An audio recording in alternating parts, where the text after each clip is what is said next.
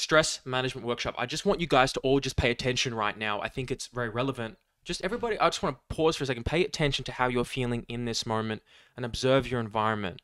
Notice the state you're in. Notice your breathing. Some of you are doing things. Some of you are in a heightened state. Some of you are sitting down in your bed and more relaxed. Okay? Just observe that. Because like part of stress management is just being aware of how you're feeling. Now I'm going to share my screen and we're going to go through this workshop. If anybody can't see anything, has any problems, just message in the top right corner. So, what is stress?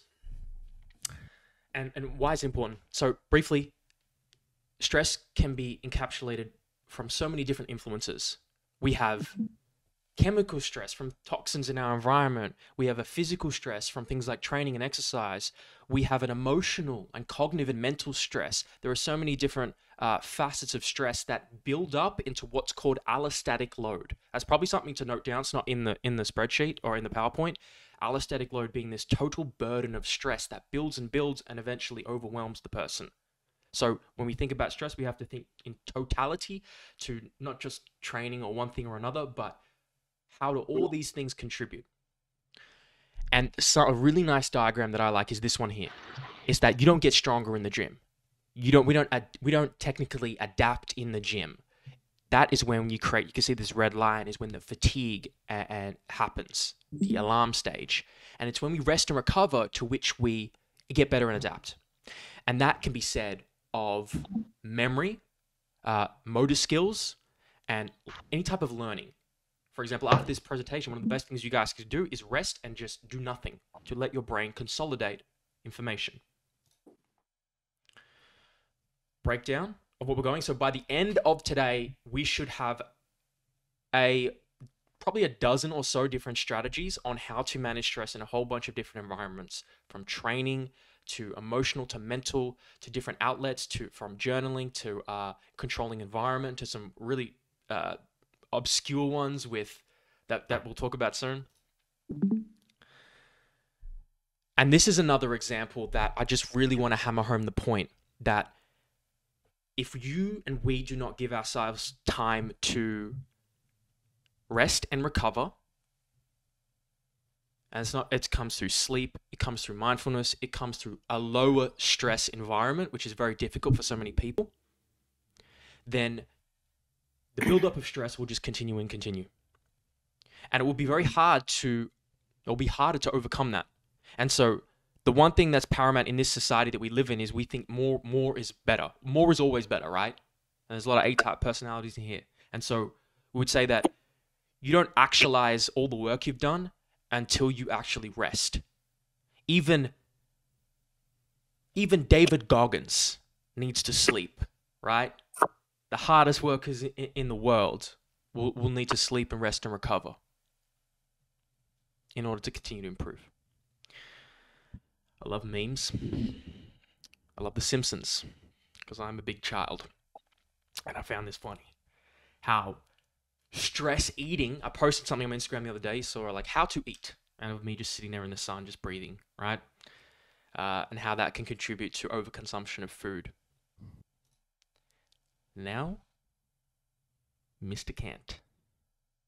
All right, thanks for leading us in, Alex. You kind of jumped straight in there. Alex doesn't fuck around, as everyone who knows Alex goes in there. But I have to sort of just backstep a little bit. Thank you, though. We have a wonderful new team member that's going to be presenting today that I'm not too sure if some of you know. So Sophia, wave. Hi. Or say hi. Yep. So Sophia is actually, I'll let her introduce herself when she has one of the next slides. But I just wanted to point out, it's not just Alex and I presenting. She is a fantastic addition to the team. I have the pleasure of coaching her as well, and she's obviously a terrific coach. So, yep. On to one of the things I really wanted to bring into this workshop was not to spend too much time on what Alex just went through, the physiology of stress. That's a whole workshop in and of itself. And you go through that when you're, becoming a coach or dealing with, stress as part of your career. But today's all about giving you guys some really practical walkaways. Like, I don't want you getting bogged down in the theory of what happens to your body. It's like, well, what can we do about it? And one of the things that I will constantly talk about, and even before I really knew or did much with behavior, when I got into coaching, I began to realize that uncertainty was one of the biggest killers towards compliance. So when I had a client and they just were raising a lot of uncertainty and the stress that goes along with that, it would really kill the ability to see consistency. So I came up with this little thing, and it's one of those things like, when you first start out coaching and you're just putting together like little PDFs and stuff. And I had this like little cool diagram that said, it was the 3 C's, and it said certainty, confidence, compliancy. You know what I mean? And it wasn't really sort of like scientifically backed or like that I'd really researched that to put that together. That's just what I found clinically. It's what I found on the floor, is that when I could help get someone certain on certain things, they became far more confident at that thing. They stopped worrying and stressing, and that led to consistency. And consistency, as we know, just leads to results. But what is uncertainty? So as you can see there, uncertainty as applied in our everyday life is when we basically anticipate that the outcome of something is different to we think that's what's going on. So it's that we basically think we're in for a surprise, okay? And that's a very stressful situation for the body to be in. So like Alex said before, it's a big contributing factor towards the allostatic load. That is the total combined stresses that your body is under. Now, you may hear us talk about training being a nice hormetic stress. So hormesis, the word basically means it's a kind of stress that gives you enough of a stimulus that gives you a positive adaptation that can occur from that.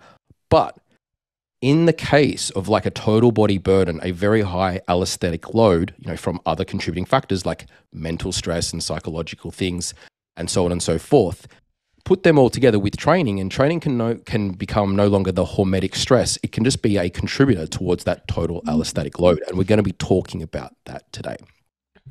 So when it comes to uncertainty, now sometimes this is a contentious issue, right? Because people go, I'm really certain about what stresses me out. And it's like, yeah, you could identify what stresses you out. I get that totally. But sometimes what is actually causing us the anxiety that's behind the thing that we know is, and you can read it there in italics, it's your brain is trying to figure out what strategy should I select to safeguard my future physical, mental, and social well-being. So when you're encountered with a stress or something that's giving you anxiety or uncertainty, what is often playing out in your mind is you're weighing up, do I take plan A? Do I take plan B? Or do I take plan C? And that lack of knowing which thing to do, which path to implement, is something that can give you a lot of stress.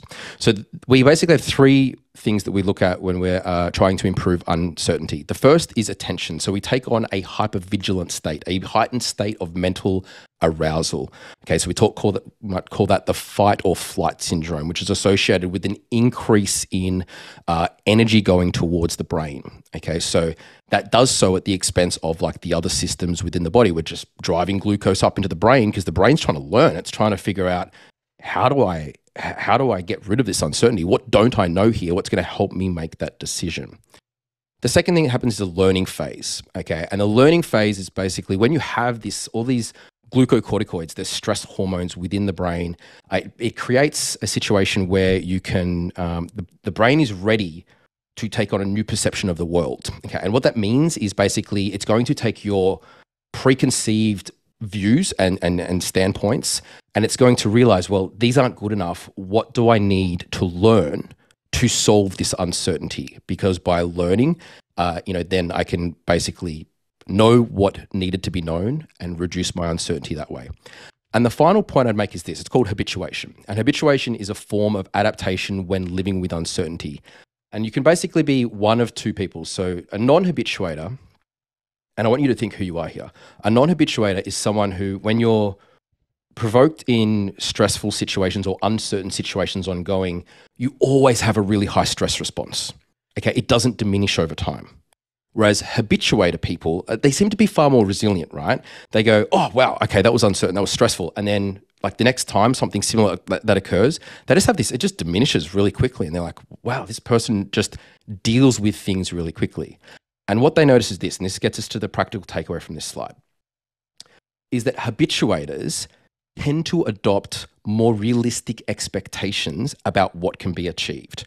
Okay. And in doing so, they update their goal states. And this is what I like about this is basically a feasibility analysis that they do. They don't become too optimistic or unrealistic with either their capacity to do things, whether they've got the time to do it, whether they can't foresee the obstacles, and so on and so forth. And I'm just going to read something here because there's a wonderful author called Kelly McGonigal, and she wrote The Willpower Instinct, which is all about self-control. But she describes defensive pessimism as this. So we always think optimism is the best state to be in, right? Wrong, okay? Especially when it comes to, I'm going to relate this to, say, dieting for a sec, because we're mainly into health, fitness, nutrition, and things like that. Optimists tend to underestimate the setbacks and the pitfalls. They may overestimate their abilities or the outcomes. And this can turn a small success experience, right? So say they're successful, but they're not as successful as they thought they were going to be. It can turn that into a feeling of failure. Okay, so it becomes a failure experience because they're let down that they didn't do as well as what they thought they would do. So the people that expect the most rewards are actually the least likely to succeed. And this is it's not a bag out on optimism, because you want to have a sense of optimism that is based in reality. And the way that you do that is you do a feasibility review. And a feasibility review is this. Anyone who coaches with Alex or I already kind of knows what your weekly review looks like. It's a what, why, how. What didn't go your way this week? Why didn't it go your way this week? And how are you going to do something immediately to make that thing better? So that's a post hoc kind of review, but you can get in front of it, okay, and go,